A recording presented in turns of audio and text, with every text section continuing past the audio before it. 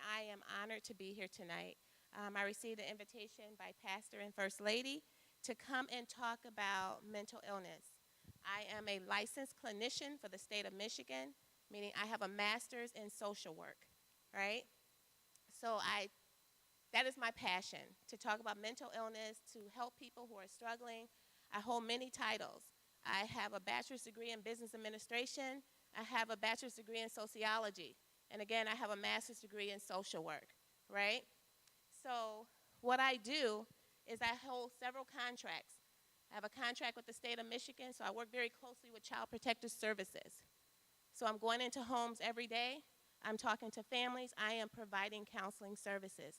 I tell my folks when I go in, I am not a Child Protective Service worker at all.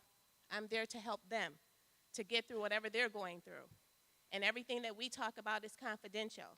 I'm not at liberty to share with Child Protective Services. I am, however, a mandated reporter.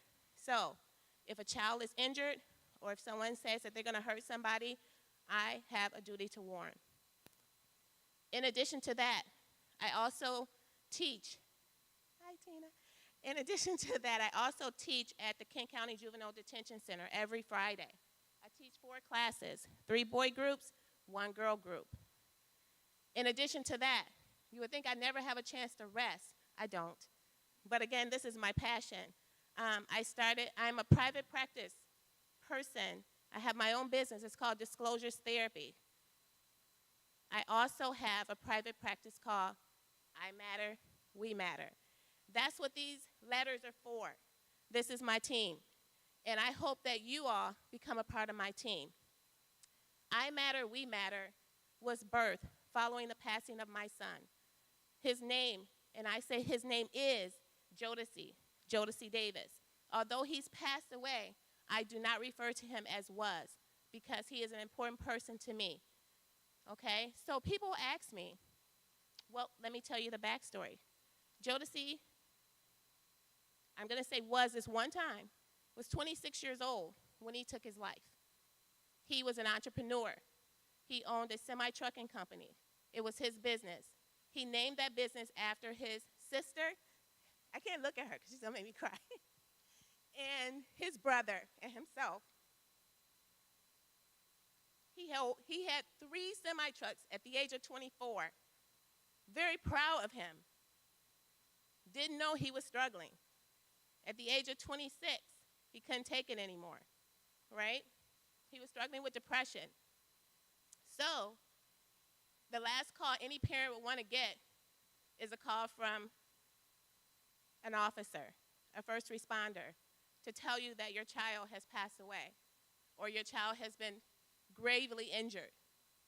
No one, no parent, no sibling ever wants to get that call. I didn't get that call from first responders. I got that call from my son. It was actually a text message telling me he was tired. He was on a semi-truck. He's a long-distance truck driver. He was in Georgia at the time. I'm in bed. All I can say was pull the truck over with a lot of explicits that I can't say in church. Pull the truck over, not knowing the truck was already parked, not knowing he was already contemplative, not knowing it had happened. My daughter, who's sitting here, the one I'm not going to look at because she gets in my head, she ran to my room. Mom, what's wrong with Jodeci? I said, I don't know. I started praying the 23rd Psalm really fast. Jodeci was my oldest child. He was born weighing 2 pounds, 6 ounces, but he was my strongest. So when he was in NICU, that 23rd Psalm, he was in there for 4 months. Every day, that was my prayer. That was our prayer to pull him through. So if that's your prayer, my prayer to pull him through, on November 25th, 1992, it was my prayer to pull him through on June 19th, 2019, I'm sorry. This is Jodeci. So everything I do because of him. He's not here to tell his story. So I'm going to tell his story. I would love for him to tell his story, but I am a mom. I am a professional. I come with lived experience. I started I Matter, We Matter initially in the 49507 zip code area because we as African Americans do not talk about it. Everything that happens in the home stays in the home. Not okay. Not okay. We come with a lot of trauma. Everybody in here has or knows someone who has experienced trauma. Everybody in here knows somebody, if not themselves, struggles with depression.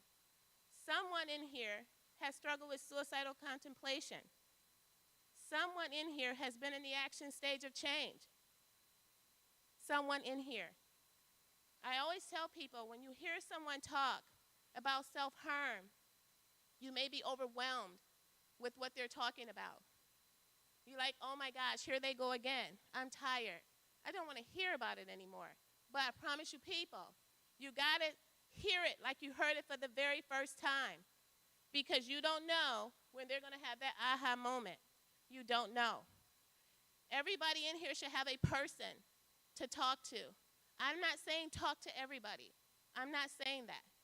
I'm saying have a person you can trust. You don't want everybody telling your story. You don't want everybody taking a pen to paper because once they rewrite your story, it becomes their story. Not okay. You guys are living, you're breathing. Talk to somebody. If you got somebody that you're connected to, have them encourage them to talk to somebody. If not you, if you're not that strong person, find a strong person. Don't be my son.